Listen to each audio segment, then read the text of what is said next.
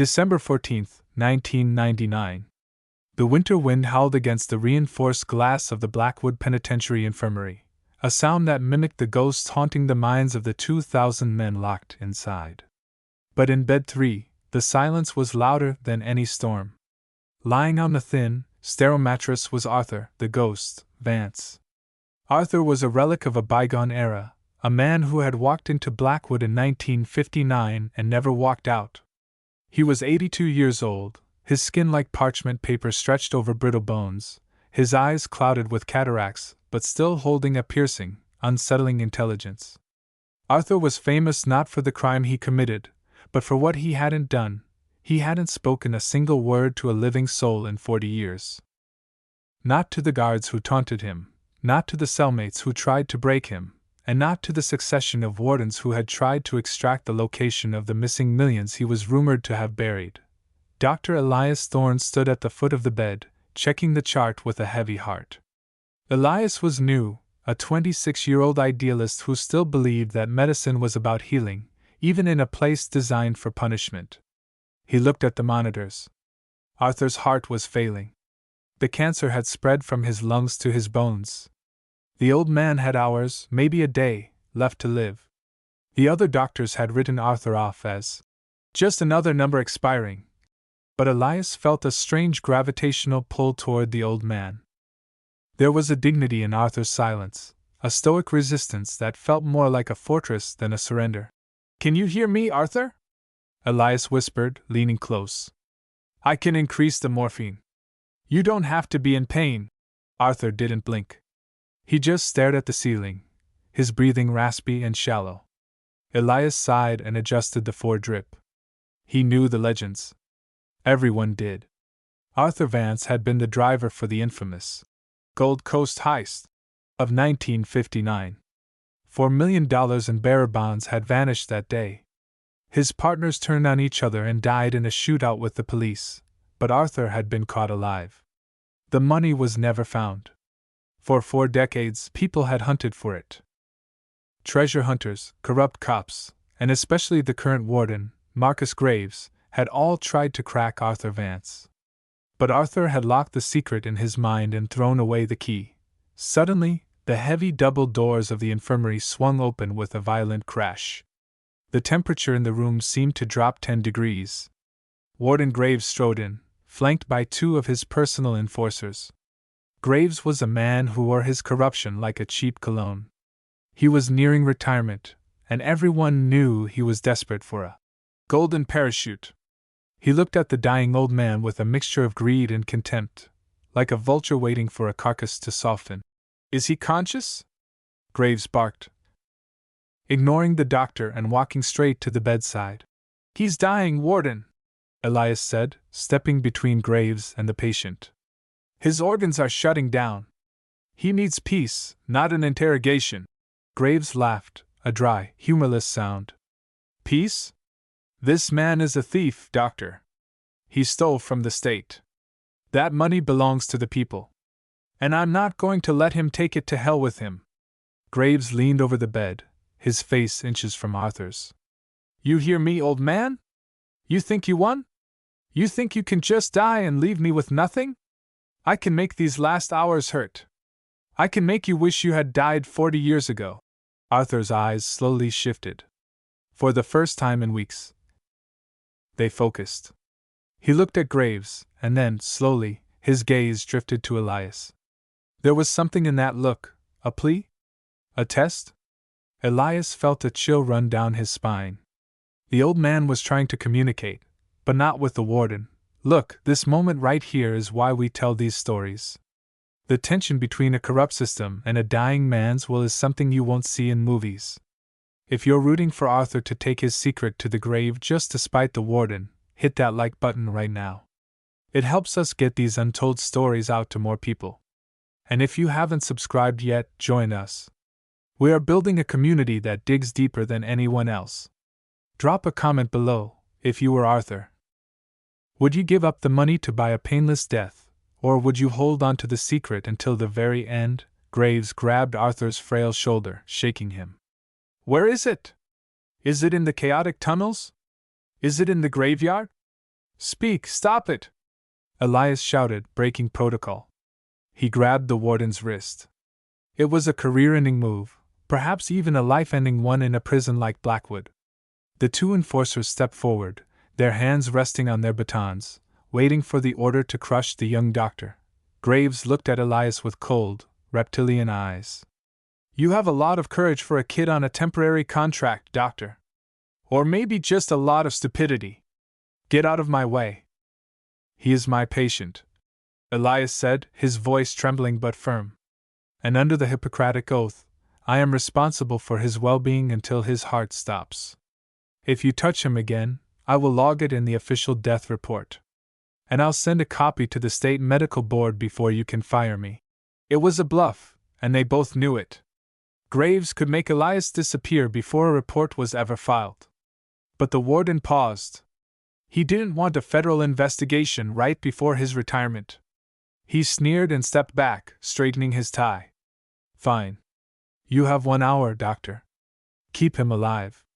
If he dies before I get that location, I'll make sure your medical license is revoked for gross negligence. Do you understand? Graves turned and marched out of the room, his henchmen trailing behind him like dark shadows.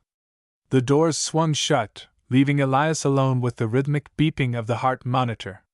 The adrenaline was fading, leaving Elias shaking.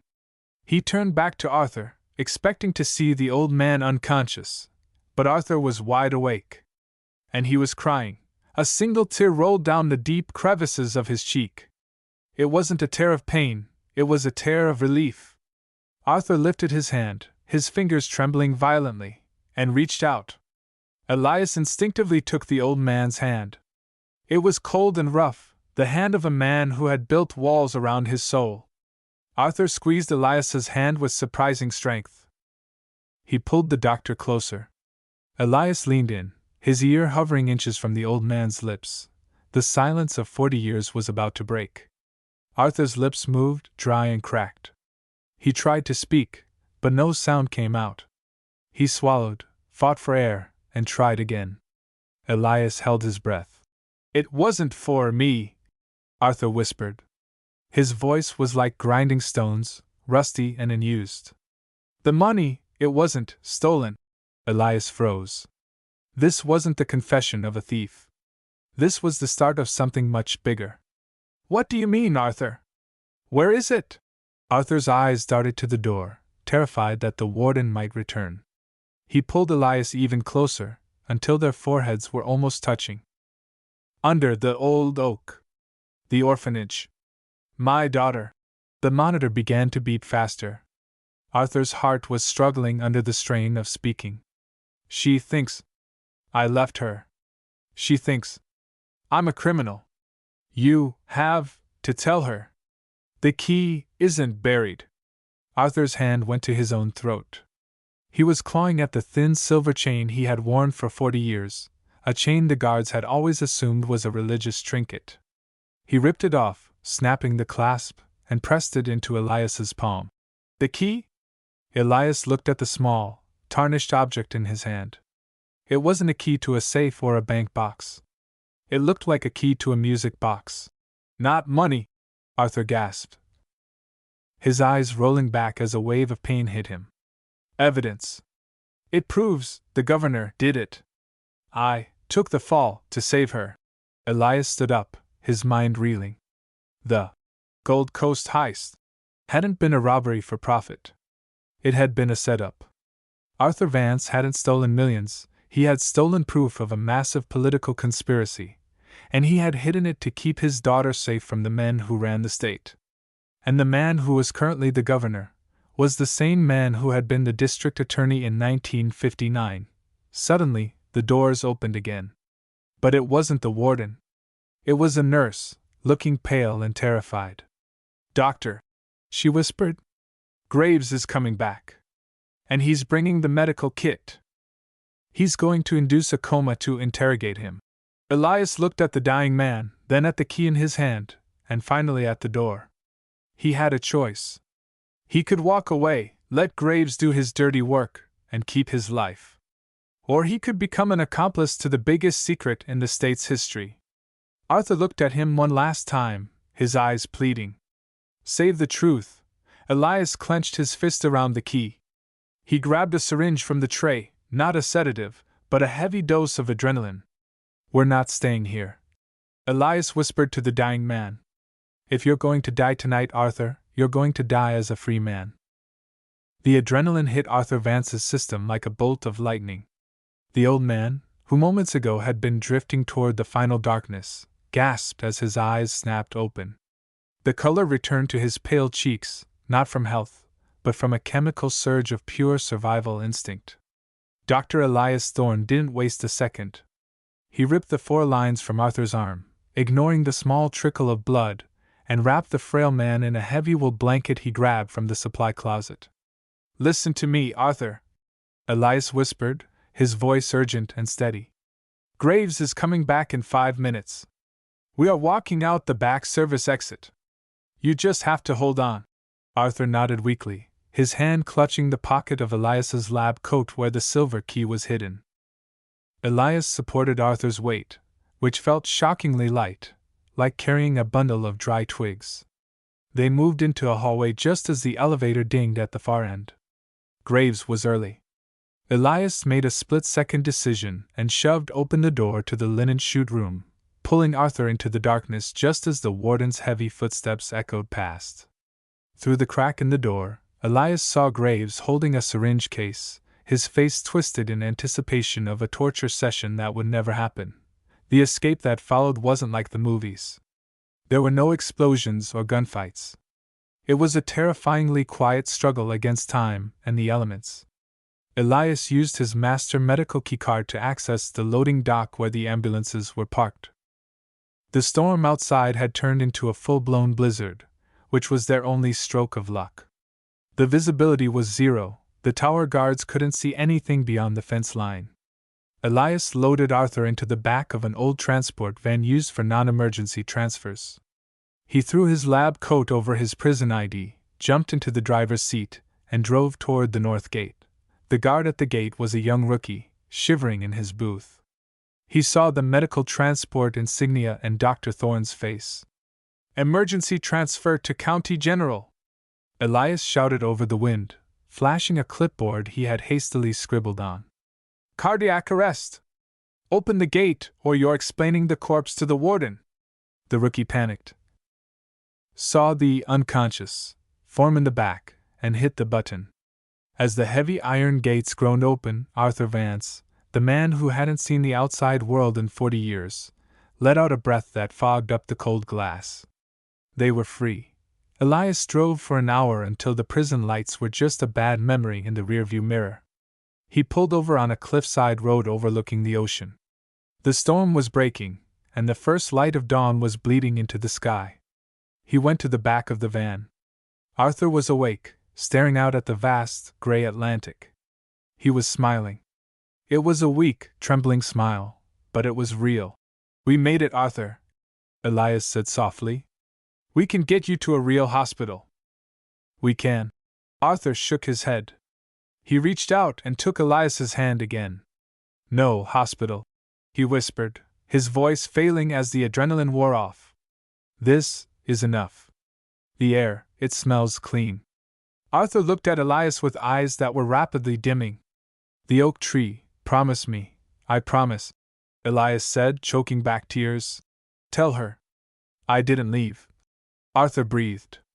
And then, as the sun broke through the clouds and hit the water, Arthur Vance closed his eyes. The ghost of Blackwood was gone, passing away not in a cage, but as a free man watching the sunrise. Elias didn't have time to mourn. He had a mission. He left Arthur's body at a small country church with a note explaining who he was, and drove straight to the coordinates Arthur had whispered. The orphanage was now a dilapidated community center, but the old oak tree was still there, standing like a sentinel in the backyard. Elias dug where Arthur had said. 2 feet down, his shovel hit metal. He pulled out a rusted, heavy box. It wasn't a treasure chest, it was a military-grade ammunition case. Inside, wrapped in oilcloth to protect against the damp, was a beautiful, intricate wooden music box. Elias used the silver key Arthur had given him. The mechanism turned with a soft click. As the lid opened, a hauntingly sad melody began to play, Debussy's Clair de Lune. But inside the box, there were no diamonds or bonds. There was a stack of letters, a ledger, and a reel of magnetic tape. Elias spent the night reading. The letters were from the current governor, then the district attorney, detailing how he had organized the heist himself to fund his political campaign and framed Arthur's team to cover his tracks. The ledger showed the payoffs. But the most heartbreaking item was a bundle of letters Arthur had written to his daughter, Sarah, every single week for 40 years. Letters he was never allowed to send. They explained everything: how he took the fall to stop the DA from hurting her, how he stayed silent to keep her off the radar. Elias knew what he had to do. He didn't go to the police. The police were owned by the governor. He went to the press. He walked into the office of the state's biggest newspaper and dumped the contents of the music box on the editor's desk. The scandal that erupted the next morning was seismic. The Gold Coast heist. Evidence was undeniable. The governor was arrested on live television 3 days later. Warden Graves was indicted for obstruction of justice and accessory to murder. The corrupt empire of Blackwood crumbled overnight. But for Elias, the real ending of the story happened a week later. He tracked down Sarah Vance. She was a middle-aged woman now, living a quiet life, still bearing the shame of being the daughter of a famous thief. Elias met her in a park. He didn't say a word at first. He just handed her the music box and the stack of unsent letters. Sarah opened the first letter, dated 1959. "My dearest Sarah," it began. "If you are reading this, I am gone. But please know, I never left you. I was protecting you." Elias watched as 40 years of bitterness and pain washed away from Sarah's face, replaced by tears of healing. She realized her father hadn't been a villain, he had been a martyr. Dr. Elias Thorne lost his medical license for aiding an escape, but he never regretted it.